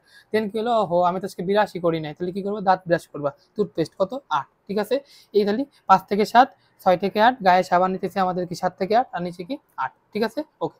আর অ্যান্টিসেপ্টিক মাউথ ওয়াশের ক্ষেত্রে 5.5, ওই যে অ্যান্টিসেপ্টিক মাউথ ওয়াশ লাগে এটা পড়তে পারো। আর কাপড় কাচার সাবান পিএইচ 11 থেকে 13, বললে বলো নাইলে নাই। আচ্ছা, রসায়ন শিল্পে আমাদের কি জানতে হবে, চামড়ার ট্যানিং এর পেজ, এটা কিন্তু আমাদের অর্থনৈতিক রসায়ন আছে না, সেকেন্ড পেপারের 5 নাম্বার চ্যাপ্টার ওইখানে আছে, ওইখান থেকে এই প্রশ্নটা আসে, তো এটা একটু মাথায় রাখতে হবে। 4.0 থেকে 4.5, এই যে কাদামাটির পেজ, এটা কোচিং এর পরীক্ষা, বিভিন্ন কোচিং এর পরীক্ষায় পাবা, এটা মনে করে রাখতে পারো। আচ্ছা, এবং পিএইচ এর গুরুত্ব কোন ক্ষেত্রে, যে কৃষি উৎপাদনের পিএইচ এর গুরুত্ব। ঠিক আছে, কি কি আছে দেখো, যে পিএইচ এর মান 3-এর চেয়ে কম হলে পরে মাটি অধিক অম্লীয় হলে গাছপালা কি মরে যেতে পারে। 3-এর চেয়ে কম হলে পরে মরে যাবে। আবার যদি 9.5 হয় তার ক্ষেত্রে কি মাটির উর্বরতা নষ্ট হয়ে থাকে। এইভাবে প্রশ্ন আছে যে কখনো কত পিএইচ এর উপরে গেলে মাটির উর্বরতা নষ্ট হতে পারে, 3-এর উপরে গেলে, 3-এর নিচে গেলে, না 9.5 এর উপরে গেলে, 9.5 এর উপরে গেলে। ঠিক আছে, তাহলে আমাদের কৃষি জমি করার ভালো পিএইচ কত 3 থেকে 9.5, এটা জানতে হবে। প্লাস হচ্ছে কি মাটির অনুজীব বৃদ্ধি সহায়ক পিএইচ কত 6.6 থেকে 7.5, এটা চাইলে পড়তে পারো, বাট আমাদের মেইনলি এটা মনে রাখতেই হবে। আর অম্লীয় মাটিতে আমরা এই যে দেখো, এটা দিয়ে অনেকে ভুল করছে, অম্লীয় মাটি মানে কি, মাটিতে কি অম্লীয়, পিএইচ কম, তাহলে কি পিএইচ বাড়ানোর জন্য মানে ক্ষারকীয় করার জন্য কি কি টাইপের সার দেবো, অবশ্যই সার দেবো ক্যালসিয়াম ম্যাগনেসিয়ামের সারগুলো দেবো, চুন প্রয়োগ করবো, এবং কি ডলোমাইট, ক্যালসিয়াম কার্বনেট এবং ম্যাগনেসিয়াম কার্বনেট একসাথে মিশিয়ে কি ডলোমাইট তৈরি করা থাকে, এটা দেওয়া হয় থাকে। এবং ক্ষারকীয় মাটির পিএইচ কমাবার জন্য কোনটা দেবো, অবশ্যই কি যেগুলো অ্যাসিডিক সার, যেমন আমরা নাইট্রেট সার, অ্যামোনিয়াম নাইট্রেট, এবং ফসফেট সার, যেমন কি কি আছে, টিএসপি আছে। টিএসপি মানে কি আমাদের কি calcium dihydrogen phosphate, super phosphate কি ক্যালসিয়াম ডাইহাইড্রোজেন ফসফেট সাথে কি পানি, এবং জিপসাম ক্যালসিয়াম সালফেট সাথে 2 অণু পানি, এটা আমাদের কিন্তু জানতে হবে। জিপসাম, টিএসপি এবং সুপার ফসফেটের সংকেতগুলো সিম্পল। আর হচ্ছে ফসফেট সার, আমাদের যে ফসফেট সারগুলো আছে খাদ্যমি মাটির পিএইচ কমানোর জন্য অধিক কার্যকর হয়ে থাকে। যদি বলে কোন ধরনের সার, ফসফেট, নাইট্রেট না কার্বনেট, কোনটা, ফসফেট সার। ঠিক আছে। আচ্ছা, আর ডাইঅ্যামোনিয়াম ফসফেট ড্যাব যেটাকে বলে থাকি আমরা, সেটা কি সব ধরনের মাটির জন্য কি সমভাবে ব্যবহার করা যেতে পারে। ঠিক আছে, যদি বলে সব ধরনের মাটি মানে কি অম্লীয় মাটি, ক্ষারীয় মাটি বা নিউট্রাল মাটি, যে কোনো মাটির জন্য কি আমরা ডাইঅ্যামোনিয়াম ফসফেট ব্যবহার করতে পারি। আচ্ছা, এর দেওয়া একটা টপিক আছে, এই বইতে ভালো করে দেওয়া নাই, ভাবে দেওয়া নাই, বা অন্যান্য জায়গায় পড়বো আমরা, সেটা হচ্ছে কি ক্ষারক অনুবন্ধী অ্যাসিড। ঠিক আছে, যে ক্ষারকের অনুবন্ধী অ্যাসিড কি এবং অ্যাসিডের কি অনুবন্ধী ক্ষারক কি, এই জিনিসটাকে আমাদের জানতে হবে। যে দেখো bicarbonate, hydrogen sulphate, nitrate, hydroxyl ion, পানি যেগুলো আছে না, এগুলোর ক্ষেত্রে কি ক্ষারক। এই ক্ষারকগুলোর কি আমরা যদি অনুবন্ধী অ্যাসিড বের করতে চাই তাহলে কি করবো, আমরা একটা করে হাইড্রোজেন অ্যাড করে দেবো। হ্যাঁ, একটা করে হাইড্রোজেন অ্যাড করে দেবো। আর যদি সিম্পল হিসাব মনে রাখার জন্য বলতেছি যেটা, আর বাইকার্বনেট কি, যদি অ্যাসিড যেগুলো থাকে সেগুলো থেকে যদি আমরা কি করি একটা করে হাইড্রোজেন বের করে দিই তখন আমরা কি পাবো, অনুবন্ধী ক্ষারক পাবো। এটা মনে রাখা সিম্পল হিসাব। হাইড্রোজেন কি আমরা জানি কি অ্যাসিডের ক্ষেত্রে হাইড্রোজেন আয়নের তো আমরা ঘনমাত্রাগুলো দেখি, তার মানে কি হাইড্রোজেনকে অ্যাড করে দেবো, আর ক্ষারকের ক্ষেত্রে অনুবন্ধী ক্ষারকের ক্ষেত্রে হাইড্রোজেনকে বের করে দেবো। এখন দেখো যে তোমাদের মনে প্রশ্ন আসতে পারে যে ক্ষারক আর অ্যাসিডের মধ্যে বাইকার্বনেট, হাইড্রোজেন সালফেট এগুলা কেন আসে, কারণ কি দেখো সবুজ কণাগুলো কি অ্যাম্ফোটেরিক যৌগ, মানে কি অ্যাসিড এবং ক্ষার উভয় হিসেবেই কাজ করে থাকে। তো আমাদের ক্ষেত্রে দেখো যে হাইড্রোজেন আয়ন বাইকার্বনেটের মধ্যে ঢুকায় তাহলে কি হবে, কার্বনিক অ্যাসিড হবে। এই হাইড্রোজেন সালফেটের মধ্যে যদি ঢুকাই কি পাবো, সালফিউরিক অ্যাসিড, নাইট্রেটের মধ্যে নাইট্রিক অ্যাসিড। ঠিক আছে, এভাবে আমরা ঢুকাই কি করতে পারবো, অনুবন্ধী অ্যাসিডগুলো বের করে দেবো হাইড্রোজেনকে। ঠিক আছে, সিম্পল। তোমাকে যদি বলে পানির ক্ষেত্রে কি হবে, একটা হাইড্রোজেন ঢুকাই দিলে হাইড্রোনিয়াম আয়ন, এটা কি হবে, অনুবন্ধী অ্যাসিড। আর যদি অ্যাসিডের ক্ষেত্রে যদি বলে যে দেখো এটা ক্ষেত্রে আমাকে হাইড্রোজেন আয়ন একটা বের করে দিতে AC+। ঠিক আছে, হাইড্রোজেন সায়ানাইডের ক্ষেত্রে আমরা চিন্তা করি সায়ানাইড মাইনাস, ঠিক আছে, HCl এর ক্ষেত্রে ক্লোরিন মাইনাস। বুঝতে পারছি, এগুলো থেকে কিন্তু প্রশ্ন আছে, অনুশীলনীতেও আছে, এটা বুঝতে হবে। আচ্ছা, তথ্য কণিকার মধ্যে আমরা কি কি দিচ্ছি, যে বলছিলাম যে pH রেঞ্জ কি 14 এরও বেশি হইতে পারে। অ্যান্টিঅক্সিডেন্ট গুলো ভিটামিন কি কিছু অ্যান্টিঅক্সিডেন্ট ভিটামিন আছে, মনে রাখবা কি এস মানে কি রাজা, ভিটামিনের রাজা SACE। ঠিক আছে, আর জিগলার নাটটা পাবো আমাদের কবি স্যারের বইতে আছে কি, এটা একটা সংকেত আছে টাইটেনিয়াম ক্লোরাইড। হ্যাঁ, এটার সাথে এটা এবং সাথে এটা মিশ্রণ করে অ্যালুমিনিয়াম এটা ইউজ করে আমরা কি করে থাকি, জিগলার নাটটা প্রভাবক তৈরি করে থাকি। এটা কাজ কি, এটা কি করে, এটার উপস্থিতিতে যে ইথিন আছে না, পলিমারকরণে পলিথিন তৈরি হয়ে থাকে। প্রশ্ন আসতে পারে পলিথিন কিভাবে তৈরি হয়ে থাকে, জিগলার নাটটা প্রভাবকের কারণে। ঠিক আছে, আচ্ছা, এর তাই ফর্মুলাটা বেশি আসে না, বাট এই নামটা জানতে হবে। আচ্ছা, এখন আসছে তাপ রাসায়নিক সূত্র। তাপ রাসায়নিক সূত্র আছে কয়টা, দুইটা। আমরা জানি কি ল্যাভোইশীয় ল্যাপ্লাসের সূত্র এবং কি হেসের ধ্রুবতাপ সমষ্টিকরণ সূত্র। আমার ল্যাভোইশীয় ল্যাপ্লাস যেটা এখন লাগবে না মেডিকেলের জন্য, আমাদের লাগবে কি হেসের ধ্রুবতাপ যে সমষ্টিকরণ সূত্র আছে তার কি প্রয়োগ। প্রশ্ন আসবে নিচে কিন্তু হেসের সূত্রের প্রয়োগ নয়, পারা যাবে না। দেখো বিক্রিয়ক উৎপাদনের গঠন তাপ নির্ণয় করা যাইতে পারে, বিক্রিয়ার তাপ নির্ণয় করা যায়, মৌলের রূপান্তর তাপ নির্ণয় করা যায়, অবস্থা পরিবর্তন তাপ, অতি ধীর গতি, দ্রুত গতির হবে না, অবস্থার পরিবর্তন চাপ নির্ণয় করতে পারবে, প্লাস হচ্ছে কি দ্রবণ তাপ না বিক্রিয়ার তাপ নির্ণয় করা যায়। ঠিক আছে, এই জিনিসগুলো আমাদের আসতে পারে, এবং আয়নিক ক্লাসের ল্যাটান শক্তির এনথালপি পরিবর্তন। ঠিক আছে, এই জিনিসগুলো আমাদেরকে সত্য মেধার জন্য দিতে পারে, সেটা জানতে হবে। এবং এনথালপি পরিবর্তন বা তাপীয় পরিবর্তন, যে আমাদের একটা বিক্রিয়া হচ্ছে, সেই বিক্রিয়া কি রকম হচ্ছে, তাপীয় পরিবর্তনগুলো হচ্ছে, সেই জিনিসগুলোকে আমরা সুন্দর করে বইয়ের মধ্যে আসে অনেক হাবিজাবি করে এখানে একটা চার্ট করে দিচ্ছি, এখান থেকে পড়বা, বা এখান থেকে কিছু কোয়েশ্চেন আছে সেগুলো বোল্ড করে দিচ্ছি, সেগুলো অবশ্যই মনে রাখার চেষ্টা করবা। ঠিক আছে, সিম্পল জিনিস, এখানে সবকিছু একসাথে ভাগ করেছি। দেখো আমাদের এনথালপি পরিবর্তন কি আছে, যেমন বিক্রিয়া তাপ, দহন তাপ, দ্রবণ তাপ, অবস্থা পরিবর্তন তাপ, প্রশমন তাপ, পরমাণুকরণ তাপ, সবকিছু একসাথে আমরা এখানে পেয়ে যাবো। দেখো যে বিক্রিয়া তাপের ক্ষেত্রে কি দেখে যে ডেল্টা এইচ দিকে আমাদের উৎপাদনের গঠন তাপ এবং বিক্রিয়কের গঠন তাপের কিছু বৈশিষ্ট্য আছে, এবং এই যে দহন তাপটা আছে না, এটা কিন্তু সবসময় ঋণাত্মক হয়।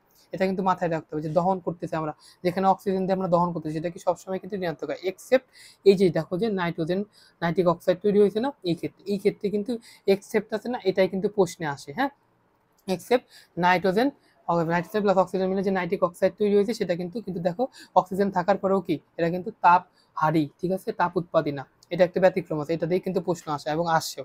ঠিক আছে, এটা মাথায় রাখতে হবে। আচ্ছা, দহন তাপের ক্ষেত্রে দেখো আমি কার্বন ডাইঅক্সাইডের তাপমাত্রা একটু মাথায় রেখো, মানে 393.5, এটা কিন্তু আমাদের একাডেমিক লাইফও লাগে। আচ্ছা, এবং নাইট্রিক অক্সাইড এটা একটু মাথায় রাখার চেষ্টা করো। দ্রবণ তাপের ক্ষেত্রে আমরা দেখি যে কপার সালফেটের সাথে যদি আমরা পানি ঢুকাই তাহলে একটা তাপ উৎপন্ন থাকে, সেটা কত এটা আমাদের মনে না রাখলেও চলবে। অবস্থা পরিবর্তন তাপ কি রকমের আছে, দেখো যে ঊর্ধ্বপাতন তাপ, গলন তাপ এবং বাষ্পীয়করণ তাপ। গলন তাপের মধ্যে যে এই যে পানি সলিড থেকে যে লিকুইড হচ্ছে, এটা কি কতটুকু তাপ শোষণ করতেছে, +6 কিলোজুল/মোল। এটা আমাদের জানতে হবে এবং এটা পরীক্ষা আসে, এটা পারতেই হবে। আর যদি পানি লিকুইড থেকে ভ্যাপোরাইজ হয়, এটা আমাদের তো ইম্পর্টেন্ট না, বাট দেখো ভ্যাপোরাইজ হইতেছে, ভ্যাপোরাইজ মানে কি বাষ্পীয় অবস্থায় আছে, যেটা কি লিকুইড হচ্ছে, মানে কি ঘনীভবন করতেছি, তার মানে কি মানে চুয়ানো কিন্তু তাপ উৎপন্ন হচ্ছে, তাহলে ঘনীভবন বিক্রিয়া কিন্তু সবসময় তাপ উৎপাদী বিক্রিয়া। এবং এই প্রশ্নটাই আমি যখন ফার্স্ট টাইমে পরীক্ষা দিয়েছিলাম কোচিংয়ে, তখন কি হয়েছিল, এই প্রশ্নটা আসলে আমি ভুল করছিলাম। তো এই কোশ্চেনটা আমি তোমাকে ভালো করে লিখে দিচ্ছি, এটাতে তুমি না ভুল করো। ঠিক আছে, আচ্ছা, পরমাণুকরণ তাপ। পরমাণুকরণ তাপের মধ্যে আমাদের জাস্ট যেগুলো মনে রাখার কথা বলছি সেগুলো মনে রাখো, বাকিগুলো মনে না রাখলেও চলবে। এখানে আসবো না অনেকটা। ক্লোরিন পরমাণু মানে কি, ক্লোরিনকে দেখো আমরা হাফ দিয়ে ভাগ করি যাতে ক্লোরিনটা পাই। ঠিক আছে, ডেল্টা এইচ ডিগ্রি কত, 121.1। দেখো এর উপরেরটা নিচেরটা মনে রাখা সহজ। ব্রোমিনকে 121কে উল্টাই দাও, 112 হয়ে গেছে। ঠিক আছে, পাওয়া যাবে না ব্রোমিনের ক্ষেত্রে। আয়োডিনটা মাথায় রেখে 106, এটা একটু লাগবে। অক্সিজেন কি 249.2, এটা জেনে রাখো। কারণ কি যখন এই যে আমাদের যে বন্ধন শক্তি আছে না, এই ক্ষেত্রে কি এইগুলো একটু মাথায় রাখলে পরে কি বন্ধন শক্তি হিসাব করাটা একটা ইজি হয়, মানে কাছাকাছি আনসার মনে রাখা যায়, ঠিক আছে, যোগ বিয়োগ করে জাস্ট মনে রাখতে পারো। আর প্রশমন তাপ তো এটা আমাদের জানতেই হবে।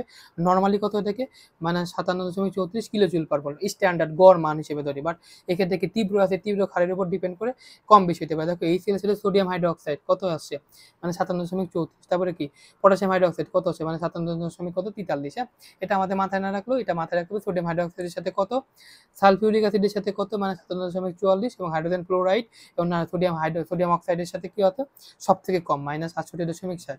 দেখো এটা ক্ষেত্রে কিন্তু সব থেকে কম হয়ে থাকে, একটু মাথায় রাখবা। সব থেকে বেশি হয়ে থাকে সালফিউরিক অ্যাসিডের সাথে, আর আমাদের HCl বা সোডিয়াম হাইড্রোক্সাইড এটা একটু স্ট্যান্ডার্ড হয়ে থাকে, এটা একটু মাথায় রাখো।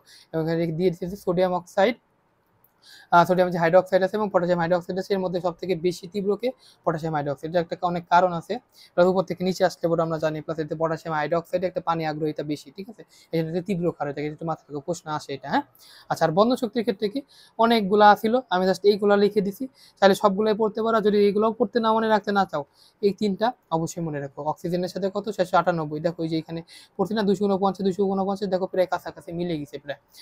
তারপরে কার্বন আর অক্সিজেনের মধ্যে কত, 724। আর কার্বন ট্রিপল বন্ডের মধ্যে সব থেকে বেশি 812। হ্যাঁ, এভাবে হিসাব নিকাশ করতে পারো। আর লবণের আদ্য বিশ্লেষণ, এখন একটা টপিক আছে যে লবণের আদ্য বিশ্লেষণ বা সল্ট হাইড্রোলাইসিস। নিরপেক্ষ লবণ, অম্লীয় লবণ, ক্ষারীয় লবণ। কোনটা নিরপেক্ষ লবণ, যেগুলাকে তীব্র অ্যাসিড এবং তীব্র ক্ষার। তীব্র অ্যাসিড আসছে না, ওহো কলমে কি হলো, তীব্র অ্যাসিড এবং কি ক্ষারের মধ্যে যেগুলো হয়, ঠিক আছে, তীব্র অ্যাসিড এবং ক্ষারের মধ্যে যে বিক্রিয়াগুলো হয় সেক্ষেত্রে কি নিরপেক্ষ আসে। কিন্তু অম্লীয় লবণ কোথায় হবে, যেখানে কি তীব্র অ্যাসিড থাকে, কি থাকে, দুর্বল ক্ষার থাকে, তাই না। যেমন কপার সালফেট আমরা চিন্তা করতে পারি, অ্যামোনিয়াম নাইট্রেট, হ্যাঁ, সালফিউরিক অ্যাসিড এর সাথে যদি আমরা কি বলে H2SO4 এর সাথে যদি আমরা কপার হাইড্রোক্সাইডকে বিক্রিয়া করাই, তাই না, এই ক্ষেত্রে আমাদের এই জিনিসগুলো আসতে পারে। হ্যাঁ, এই যে আমাদের কপার সালফেট। তারপরে কি ক্ষারীয় লবণ, ক্ষারীয় লবণ কোনগুলো, যেখানে কি তীব্র ক্ষার থাকবে এবং কি আমাদের দুর্বল অ্যাসিড থাকবে, যেমন সোডিয়াম কার্বনেট তৈরি হয়েছে। যেমন আমরা যদি সোডিয়াম হাইড্রোক্সাইডের সাথে যদি আমরা কি কার্বনিক অ্যাসিডকে বিক্রিয়া করাই, তখন কি পাবো আমরা, সোডিয়াম কার্বনেট। এই জিনিসগুলো কিন্তু এখানে ক্ষারীয় লবণ, ঠিক আছে। কোনগুলো, সোডিয়াম কার্বনেট, সোডিয়াম সালফাইড, হয় অম্লীয় লবণ মনে রাখবা অথবা ক্ষারীয় লবণ মনে রাখবা। তুমি নিরপেক্ষ লবণ দেখলেই বুঝতে পারো, sodium chloride, potassium chloride, sodium nitrate, potassium nitrate, ঠিক আছে, বুঝতে পারছি। ওকে, ওই যে বলছিলাম না কেপি কেসিনের ঝামেলা আছে, দেখো সব ঝামেলা কিন্তু আমি এখানে মিটাই দিচ্ছি। কি কেপি ও কেসির কোনো একক নাই, আজারি স্যার বলছে। আর গ্যাসীয় বিক্রিয়ার ক্ষেত্রে কি গ্যাসের অংশ চাপকে আমাদের যে গুহ স্যার আছে সেটাকে এমন আবার একক বের করে দিচ্ছে। কিভাবে বলছে যে গ্যাসের অংশ চাপকে অ্যাটমসফিয়ার এককে যদি প্রকাশ করি, তাহলে কেপি এর একক আমরা পাবো কি অ্যাটমসফিয়ার প্রেশার উপরে ডেল্টা এন, ঠিক আছে। আর ডেল্টা এন মানে তো আমরা জানি উৎপাদের মোল সংখ্যা মাইনাস বিক্রিয়কের মোল সংখ্যা। আর দ্রবণের ক্ষেত্রে কি বিক্রিয়ক এবং বিক্রিয়া পদার্থের ঘনমাত্রাকে মোল পার লিটারের উপর যদি আমরা ডেল্টা এন দিই, তাহলে সেটা আমরা কি পাবো, কেসি এর একক পাবো, ঠিক আছে। এটা নিয়ে ম্যাথ আছে নিচে, আমি এখানে দেখো ম্যাথগুলো দিয়ে আছে, এখান থেকে একটু দেখাই দেবো কই গেল রে। হ্যাঁ, এই যে ঠিক আছে। আচ্ছা, এখন দেখো যে হ্যাঁ, ডেল্টা এন সমান সমান 0 হলে কি এর কোনো একক থাকে না, ঠিক আছে, কোনো কে এর কোনো একক থাকবে না, এটা সন্দীপ স্যার বলছে। হ্যাঁ, আচ্ছা, আর আমাদের কেসি সমান সমান যদি 1 হয়, অর্থাৎ কি সাম্যাবস্থায় উৎপাদ এবং বিক্রিয়কের মোল সংখ্যা সমান হয়েছে। আর কেসি যদি গ্রেটার দেন 1 হয়, তার মানে কি সাম্যাবস্থায় উৎপাদের মোল সংখ্যা বিক্রিয়কের মোল অপেক্ষা বেশি হয়ে থাকে। আর কেসি যদি লেস দেন 1 হয়ে থাকে, সাম্যাবস্থায় উৎপাদের মোল সংখ্যা বিক্রিয়কের মোল সংখ্যা অপেক্ষা কম হয়ে থাকে, ঠিক উৎপাদের সাথে তুলনা করছি আমরা। আর হচ্ছে কিউসি বিক্রিয়ার যে হারনের অনুপাত ছিল না, সেটা কিন্তু আমরা আগেই বলে আসছি, এখানে আমি আর দেখালাম না, জাস্ট তুলনা করতে পারো, একসাথে লিখে দিচ্ছি, ঠিক আছে। আচ্ছা, পশ্চাৎমুখী হবে, সম্মুখী হবে, সবকিছু বলে দিচ্ছি। তো তথ্য আমাদের জানতে হবে যে এই যে আমরা এইগুলো তাপ বের করলাম না, তো আমরা এখানে বলছে যে 200 থেকে 450 মোল দ্রাবকে যদি আমরা কোনো 1 মোল দ্রবীভূত করি, তাহলে কিন্তু আমাদের এই যে তাপ আছে না, এই তাপের কিন্তু তেমন কোনো পরিবর্তন হয় না, এটা জানতে হবে। জাস্ট তোমার যদি কোয়েশ্চেন দিয়ে দেয় এখান থেকে। আর রোম্বিক সালফারকে মনোক্লোনিক সালফার, দেখো রোম্বিক সালফার জিনিসটা কি, এটা হচ্ছে খুবই স্থিতিশীল থাকে। হ্যাঁ, আর মনোক্লোনিকটাকে একটু অস্থিতিশীল থাকে। তুমি যদি স্থিতিশীল থেকে অস্থিতিশীলে নিতে চাও, তাহলে কি হবে, অবশ্যই কিছু তাপ কিন্তু তোমাকে দিতে হবে। যেন কতটুকু তাপ শোষিত হয়, প্লাস 0.29 কিলো জুল পার মোল তাপ শোষিত হয়, এটা একটু জেনে রাখবা। হ্যাঁ, আর এটা জানবা যে ক্যালোরিমেট্রি পদ্ধতিতে অক্সালিক অ্যাসিডের দ্রবণের তাপ নির্ণয় করা থাকে। প্রশ্ন আসতে পারে যে অক্সালিক অ্যাসিডের দ্রবণ তাপ নির্ণয় করা কোন পদ্ধতিতে, ক্যালোরিমেট্রি এসের সূত্র প্রয়োগ করে, নাকি আমাদের কি বলে ধ্রুবতাপ সমষ্টি প্রয়োগ করে, এইভাবে আমাদের আসতে পারে, ঠিক আছে। আচ্ছা, এই জিনিসগুলো আমাদের এখান থেকে জানতে হবে। এগুলো হচ্ছে আমাদের থিওরি ছিল। এখন আমাদের কিছু ম্যাথমেটিক্যাল টার্ম এখান থেকে জানতে হবে। কি ওই যে বিক্রিয়ার হার দিয়ে কিছু ম্যাথ আছে, এই ম্যাথটা ওই বক্স কোয়েশ্চেনের মধ্যে আছে। হ্যাঁ, সেই বিক্রিয়ার হার, বিক্রিয়া মানে ঘনমাত্রার পরিবর্তন, সময়ের পরিবর্তন, dx by dt, x2 minus x1 আমরা দিয়ে নেব, আর dt কি শেষ সময় শুরুর সময়, ঠিক আছে। এভাবে বিয়োগ নিয়োগ করে আমাদের এখানে দেখো একটা ম্যাথ আছে, সিম্পলি বসাবা, ম্যাথ হয়ে যাবে, ঠিক আছে। অ্যান্সারটা আমি দিয়ে দিচ্ছি, এটা আমি করে দেখা দিই। পিএইচ এর মাত্রা, এই অধ্যায়টাকে সব থেকে বেশি আছে পিএইচ এর মাত্রা, পিএইচ এর সূত্রটা এখানে দিয়ে দিচ্ছি। নর্মালি কিভাবে পিএইচ বের করার টেকনিকগুলো আমরা জানি যে দশমিকের পরে যে কটা যদি 1 থাকে, যে কটা ঘর আছে গুণে আমরা বসাই দেবো, পিএইচ পেয়ে যাবো। এবং যদি আমাদের ক্ষেত্রে যদি বলে দ্বিক্ষারকীয় অ্যাসিডের ক্ষেত্রে যদি আমরা চিন্তা করি, আচ্ছা, আর যদি ঘনমাত্রা যদি আমাদের এক নয় অন্য কিছু হয় 0.005 হয়, তাহলে কি আমরা প্রথমে কি করবো, 1 2 3 4, চারটা ঘরেতে 4 বসালাম, মাইনাস কি করবো, এই যে লাস্টে যে সংখ্যাটা থাকবে সেটা কি লগের মান বসাই দেবো 5। হ্যাঁ, এই যে লগের মানটা আছে আমাদের কিন্তু মুখস্থ রাখতে হবে। আমরা এই যে নিচে তোমাকে দিয়ে দিয়েছি লগের 1 এর মান কত, 0 2 0.3 3 4, হ্যাঁ মনে রাখা সহ দেখো, 5 হলে 0.6, 6 হলে 0.7, 7 হলে 0.8, 8 হলে 0.9, 9 হলে 0.9.5, লগ হলে 10 হলে পরে 1, ঠিক আছে। লগ 5 এর মান কত হবে, 0.6 আমরা নিতে পারি, বা 0.7, whatever you want to say, একটা কাছাকাছি নিলেই হবে, 4 মাইনাস 0.7, তাহলে কত হবে 3.3, এটা হচ্ছে আমাদের পেয়ে সিম্পল হিসাব, ঠিক আছে। অবশ্যই কিন্তু আমাদের মুখস্থ রাখতে হবে। আর দ্বিক্ষারকীয়, এটা কিন্তু সব থেকে বেশি দেয় দ্বিক্ষারকীয়। আমরা কি করি, দ্বিক্ষারকীয় অ্যাসিড বা দ্বিক্ষারকীয় অম্লের ক্ষেত্রে কি করি, 2 গুণ করি না, 2 গুণ না করে ওরকম ভাবে এই নর্মাল 1 নাম্বার টেকনিকে দেখো 2 গুণ না দিয়ে আমরা ফেলানোর চেষ্টা করি, তার মানে কি আমাদের ভুল হয়। আর প্রশ্ন কিন্তু এই টাইপের প্রশ্ন বেশি আসে। দেখো যদি বলে থাকি যে সালফিউরিক অ্যাসিডের ক্ষেত্রে যদি আমরা চিন্তা করো যে দি বলে দিতে 0.005 মোল সালফিউরিক অ্যাসিডের দ্রবণের পিএইচ নির্ণয় করো, ঠিক আছে, অথবা 0.005 কি ক্যালসিয়াম হাইড্রোক্সাইড বা চুনের পানি যেটা আমরা বলে থাকি, ঠিক আছে। এটার পিএইচ হিসাব নিকাশ করার জন্য আমরা কি করব, অবশ্যই 2 দিয়ে গুণ করে 0.01, তারপরে আমরা হিসাব নিকাশ করি কত, যেহেতু 1 চলে আসে 1 2, তাহলে পিএইচ কত হবে 2। আর যদি আমরা এটা যদি আমরা পিওইচ হয়ে থাকে তাহলে কত হবে, পিএইচ বাই করার জন্য আমরা 2 দিয়ে 14 থেকে 2 বাদ দিয়ে আমরা 12 হিসাব করব, ঠিক আছে। মানে কি আমরা জানি পিএইচ সমান তাহলে পিএইচ প্লাস পিএইচ মানে কি 14, তাহলে আমরা যেহেতু ক্ষারকীয় দ্রবণের ক্ষেত্রে যেটা বের করি সেটা কি বের হয়, পিওএইচ। যদি পিএইচ চাই তাহলে 14 মাইনাস 2 করব, ঠিক আছে। তার মানে কত, পিএইচ সমান 12, ঠিক আছে, বুঝতে পারছি। আচ্ছা, তারপরে আমাদের কি পিএইচ বা পিওএইচ, এবার কিন্তু মেডিকেলে আসছিল, এবারকার না আগের বার একটা আসছিল যে আমাদের ঘনমাত্রা নির্ণয় করা, হাইড্রোজেন আয়নের ঘনমাত্রা, সিম্পল হিসাব। এক্ষেত্রে আমরা কি করব, এখানে আমি ব্যাখ্যা করে দিয়েছি, পড়ে নেবা কি করা যায়। প্রশ্নটা কি ছিল যে আমাদের যদি পাকস্থলী পাচক রসের পিএইচ 4.74 হয়, তাহলে আমাদের হাইড্রোজেন আয়নের ঘনমাত্রা কত। আমরা কি করব, এই 4.7 এর যে কাছাকাছি মানটা আছে না, এই কাছাকাছি মান থেকে আমরা বিয়োগ করে এই 4.7টা আনার চেষ্টা করবো, এবং 5.5 মাইনাস 0.26 করলে কিন্তু আমরা 4.74 পাইলাম না।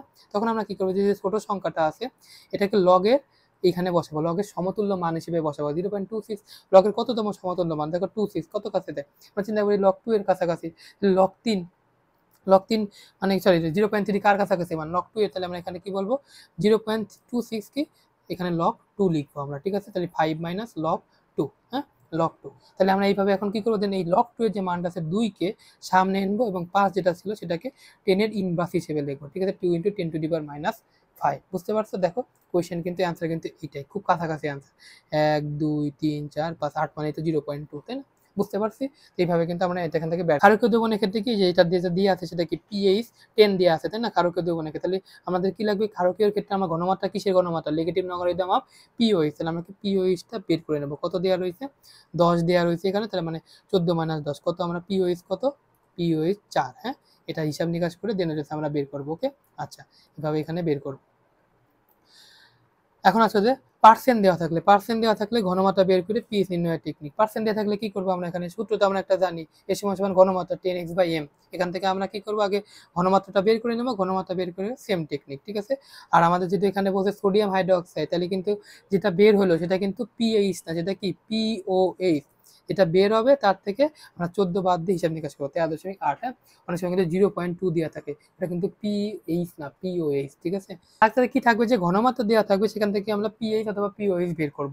এখন ওই ক্ষেত্রে কি ছিল, পিএইচ দেওয়া ছিল, ঘনমাত্রা বের করছে, এক্ষেত্রে কি দেবো, ঘনমাত্রা দেওয়া থাকবে, পিএইচ বের করতে হবে। সেম টেকনিক আমরা কি করবো, দেখো যে দেওয়া রয়েছে কত ঘনমাত্রা 3.3 × 10⁻², তো আমরা কি করবো, 2 থেকে ওইখানে আমরা কি করছিলাম, সামনেটাকে 10 ইনভার্স হিসেবে লিখছিলাম না, 2 মাইনাস কি করবো, লগের যেটা আছে লগের মান হিসেবে বসাবো 3.3, ঠিক আছে। তাহলে 3.3 তো আমরা জানি না, আমরা কি করবো 2 মাইনাস লগ 3.3 মানে 4 হিসেবে নিতে পারি, অথবা আমরা 4 এর মান কত 0.6 না লিখে 0.5ও দিতে পারি, এখানে আমি 5 দিয়ে করছি, বা 0.6 দিয়ে করো, ওই কাছাকাছি অ্যান্সার আসবে। 2 মাইনাস 0.6 কত 1.4, দেখো অ্যান্সার কত 1.48, ওই কাছাকাছি মান কিন্তু আছে, তুমি কিন্তু গেস করতে পারো, তোমরা তো দিবে না 1.48 1.3888 এরকম তো দিবে না, এরকম তুমি কাছাকাছি আনসার করে গেস করতে পারবা, ঠিক আছে। এইগুলো হচ্ছে আমাদের পিএইচ এর টাইপের ম্যাথ ছিল, এখানে আমি ব্যাখ্যা করে দিয়েছি, না হলে পরে যদি ব্যাখ্যা না বুঝে আবার ভিডিওটা রিপিট করো, বুঝতে পারবা। আর হচ্ছে আমাদের কি আরেকটা ম্যাথ আছে, অবশ্যই এটা ইয়ে করো, মুখস্থ রেখো। এবং টাইপ 3 কি কেপিকেসি। কেপিকেসির মান তো আমরা জানি, ডেল্টা এন কি হিসেবে আমাদের বের করবো, ডেল্টা এর মানে কি উৎপাদের মূল সংখ্যা মাইনাস কি বিক্রিয়কের মূল সংখ্যা। তাহলে A2 প্লাস 3B2 আর 2AB3 উৎপাদ কত 2 মাইনাস 4 কত হয়েছে -2। তাহলে কেপিকেসি সমান সমান RT ইনভার্স 2, ঠিক আছে। ওখান থেকে আরেকটা ম্যাথ আসতে পারে যে কেপিকেসি নির্ণয়ের ক্ষেত্রে যে 2 সালফাইড দেওয়া আছে, 2 মোল সালফাইড দেওয়া রয়েছে, এখানে কি বলতেছে যে SO sulphur dioxide plus oxygen তৈরি, তাহলে বিক্রিয়াটা কত 350 ডিগ্রি সেলসিয়াসে হয়েছে।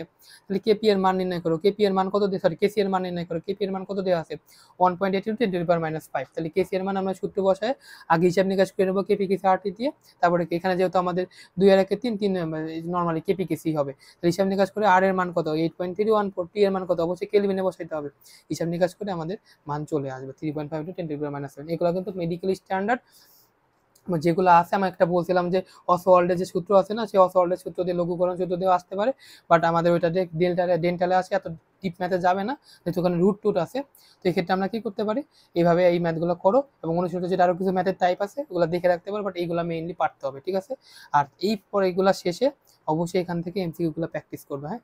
এখানে সবগুলো আমি দিয়ে দিচ্ছি বক্স কোশ্চেনগুলো, ভেরি ভেরি ইম্পর্টেন্ট, হ্যাঁ। অনুশীলনে যদি কমও পড়া এটা ভালো করে পড়ো। আর এখানে অ্যান্সার দেওয়া আছে, অ্যান্সার আগেই দেখো না, এখান থেকে দেখে অ্যান্সারগুলো করবা। আর চান্স পাওয়ার নিত্যতার সূত্র কি, যে এই এমসিকিউগুলো ভালো করে পড়বা, প্লাস এইগুলো এই যে আমাদের যে ব্রেন বুস্টার কার্ডটা দিলাম এটা বারবার রিভিশন দিবা, ওই চ্যাপ্টারে তুমি অর্ধপ্রান্ত সব ইম্পর্টেন্ট জিনিসগুলো করে ফেলবা, বাকি যে জিনিসগুলো থাকে এখান থেকে তুমি দেখে দেখে একবার চোখ বলে নিতে পারো, বাট এটা তুমি প্রতিনিয়ত রিভিশনের মধ্যে রাখতে পারবা। সাথে কি আমাদের এখানে ওএমআর দিয়ে দিচ্ছি, এখানে বসে বসে অ্যান্সার করবা, এটা প্রিন্ট করে নিতে পারো, প্রিন্ট করে করতে পারো, অথবা একটা ওএমআর শিট নিজে কিনে নিয়ে এসে ওখানে প্র্যাকটিস করতে পারো। ওকে, শেষে আমার হচ্ছে কার্ডটা যারা হচ্ছে এরকম আরও কন্টেন্ট পাইতে চাও, প্লাস হচ্ছে এই কার্ডগুলো কালেক্ট করতে চাও, আমার টেলিগ্রাম গ্রুপে পিএস মেডিকেল কার্টেলে জয়েন করো। এবং যাদের কোনো টাইপের হেল্প লাগে মেডিকেল অ্যাডমিশন রিলেটেড অথবা মেডিকেল অ্যাডমিশন মেন্টরশিপ আমি কিন্তু পড়াই থাকি, হ্যাঁ। মেডিকেল অ্যাডমিশন মেন্টরশিপ সম্পর্কে যদি কোনো কুয়েরি থাকে, কোনো কোয়েশ্চেন থাকে, কীভাবে আমার সাথে কানেক্ট করবো, টেলিগ্রাম, হোয়াটসঅ্যাপ এবং কল আমি দিয়ে দিয়েছি, লিঙ্ক করা আছে, চাপ দিয়ে তুমি আমার সাথে কন্ট্যাক্ট করতে পারবা, ঠিক আছে, পিডিএফ এর মধ্যে। ওকে, সো এই হচ্ছে আমাদের এই কার্ডের একটা ডেমনস্ট্রেশন ছিল। তো এটা অবশ্যই তোমরা এইভাবে একটা পড়ার চেষ্টা করো, দেখো যে কতটা মজা লাগে পড়তে, এবং সবকিছু কত দ্রুত তুমি অ্যাটেন্ড করতে পারো, এবং তোমার রিভিশনটা কত ভালো হচ্ছে, ঠিক আছে। তো এত কিছু বই আমাদের, দেখো কত কিছু বই, এত ইম্প্যাক্ট বই না পড়ে বই একবার দেখবা, ভালো করে ইম্পর্টেন্ট টপিকগুলো দেখবা, দেখার পরে বইয়ের পরে পাশাপাশি এটা অবশ্যই পড়বা, ঠিক আছে। এটা কিন্তু বই অবশ্যই একবার পড়তে হবে, নাহলে কিন্তু জিনিসগুলো তুমি ভালো করে বুঝতে একবার পারবা না, ঠিক আছে। একবার পড়া হয়ে গেলে ভালো করে এটা রিভিশনের জন্য ধুমাধুম রিভিশন দেবা, দেখো তোমার প্রোডাক্টিভ লেভেল কতটুকু যায়, ঠিক আছে। ওকে, ভিডিওটা ভালো লাগলে অবশ্যই আমার চ্যানেলটিকে সাবস্ক্রাইব করো, লাইক করো, শেয়ার করে দাও বন্ধুদের সাথে, এবং এই পিডিএফ এর ফাইলটা ডেসক্রিপশনে দেওয়া থাকবে, এবং কোনো রিলেটেড সমস্যা হলে এবং এখানে যদি কোনো ভুল থাকে অবশ্যই আমাকে জানাবা।